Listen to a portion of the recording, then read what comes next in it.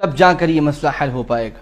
دوسرا اہم ترین مسئلہ جس کی طرف میں توجہ دلانا چاہتا ہوں وہ مسئلہ ہے مسجد کے اماموں کا، مسجد کے مؤذنین کا، مدارس کے اساتذہ کرام کا۔ لاک ڈاؤن سے پہلے بھی یہ بات میں نے مختلف موقعوں پر عرض کی، اور لاک ڈاؤن کے زمانے میں اور اس کے بعد جو تازہ ترین صورتحال ہے اس کو دیکھ کر میں عاجزانہ اور مؤدبانہ یہ درخواست لوگوں سے کرتا ہوں کہ اللہ کے لیے ان ائمہ کرام، ان مؤذنین کرام اور ان اساتذہ کرام کی اہمیت کو سمجھیے۔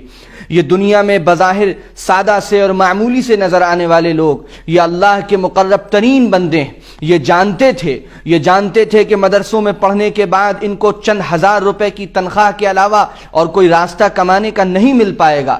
اس کے باوجود انہوں نے اپنے کو مدرسے میں لگایا، قرآن پڑھا، حدیث پڑھی، اور آج بہت معمولی تنخواہوں پر یہ ہمارے ایمان کو بچانے کا کام کر رہے ہیں، ہمارے دین کی نشر و اشاعت کا کام کر رہے ہیں، ہمارے نونہالوں کو قرآن پڑھاتے ہیں، دین پڑھاتے ہیں، شریعت پڑھاتے ہیں، اور اس کے بدلے میں ان کو کیا ملتا ہے؟ اس کے بدلے میں ان کو چند ہزار روپے تنخواہیں ملتی ہیں۔ اتنی تنخواہ جس میں کسی امیر اور کسی اچھے گھرانے میں صرف دودھ آتا ہے، اور جتنا ان کا مہینے کا چاکلیٹ کا خرچہ ہے، باہر گھومنے کا خرچہ ہے، اتنی تنخواہیں ان اماموں کو، مؤذنین کو دی جاتی ہیں۔ مجھے شرم آتی ہے ان تنخواہوں کا ذکر کرتے ہوئے جو عام طور سے ہمارے مسجد کے مؤذنین کو، ائمہ کرام کو اور اساتذہ کرام کو، مدرسے کے اساتذہ کرام کو دی جاتی۔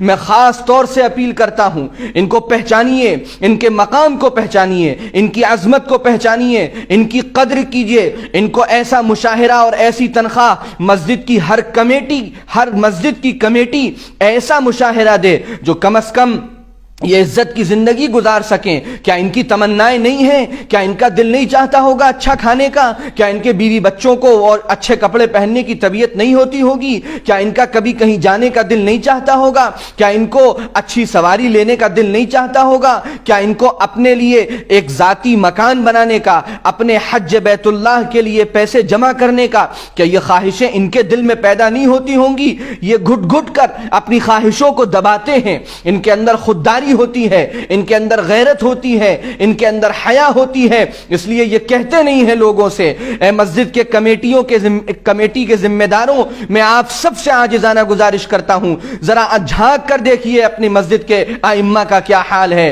مؤذنین کا کیا حال ہے۔ اے مسجد میں نماز پڑھنے والے مصلیوں اور نمازیوں، میں آپ سے کہتا ہوں کہ آپ نے ساری ذمہ داری کمیٹی پر کیوں ڈال رکھی ہے؟ آپ کمیٹی کے لوگوں سے پوچھیں کتنی تنخواہ دیتے ہیں آپ امام کو اور کتنی تنخواہ دیتے ہیں آپ مؤذن کو۔ ہمارا اس میں تعاون شامل کیجئے، امام صاحب کی تنخواہ اور بڑھائیے، مؤذن صاحب کی تنخواہ اور بڑھائیے، اور ایک معیاری تنخواہ ان کو دینے کا نظام بنائیے۔ اور اس تنخواہ کے علاوہ ہر مصلی کی ذمہ داری ہے کہ وہ اپنے مسجد کے امام کا خیال کرے، مسجد کے مؤذن کا خیال کرے، اور پابندی کے ساتھ اپنی سعادت سمجھ کر، اخلاص کے ساتھ، کوئی احسان کرتے ہوئے نہیں، اخلاص کے ساتھ، سعادت مندی کے ساتھ ہر مہینے اہتمام سے اپنے مسجد کے امام کو اور مؤذن کو کچھ ہدیہ دیا کیجئے۔ کبھی نقد اس طرح دیجئے کہ آپ محتاج ہیں دینے کے، اس طرح چھپ کر اور اخلاص کے ساتھ دیجئے۔ ان کی ضرورتوں کا سامان ان کو مہیا کرائیے۔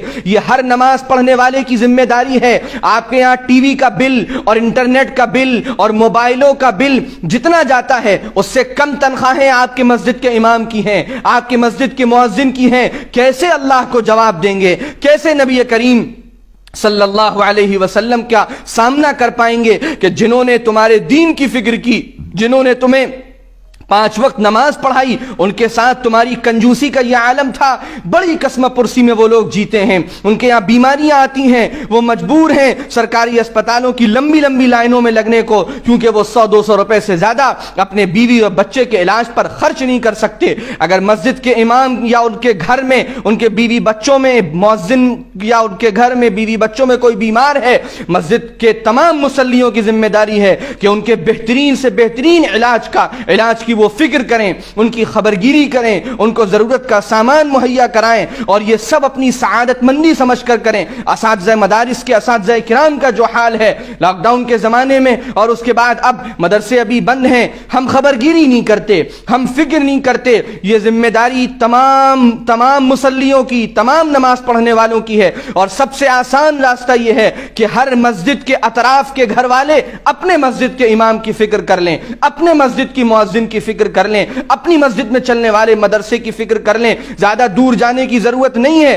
اگر اپنے علاقے کے تمام مسلمان گھر والوں نے اپنے مسجد کے امام کی، اپنے مسجد کی مؤذن کی، اپنے مسجد میں چلنے والے مکتب اور مدرسے کے اساتذہ کی فکر کر لی، اور ان کو معیاری تنخواہ دینے کا فیصلہ کیا، اور ان کو ہدایہ دیے، اور چھپ چھپ کر ان کی مدد کی، ان کے ضرورت کے سامان مہیا کرائے، وہ ہمارے کام میں لگے ہیں، ہمیں ان کو فارغ کرنا ہے۔ یہ تنخواہ و مشاہرہ ہرگز اللہ کے قرآن کا بدل نہیں ہو سکتا۔ قرآن اتنی عظیم الشان چیز ہے، یہ تنخواہ، یہ ہدایہ، یہ مشاہرے، یہ صرف اس وقت کا جو وہ وقت اپنا نکال رہے ہیں ہماری خدمت کے لیے، یہ ان کو اس کے لیے ہے تاکہ ان کی ضرورتیں پوری ہوں اور وہ یکسوئی کے ساتھ ہماری خدمات انجام دے سکیں۔ یاد رکھیے، اگر ہمارے مسجد کے امام صاحب یا مؤذن صاحب یا ہمارے مسجد میں چلنے والے مدرسے اور مکتب کے استاد اگر قسم پرسی میں جیتے رہے، گھٹ گھٹ کر جیتے رہے، اپنی ہر خواہش اور ضرورت کو وہ مارتے رہے، اور ہم عیش و تفریح میں لگے رہے،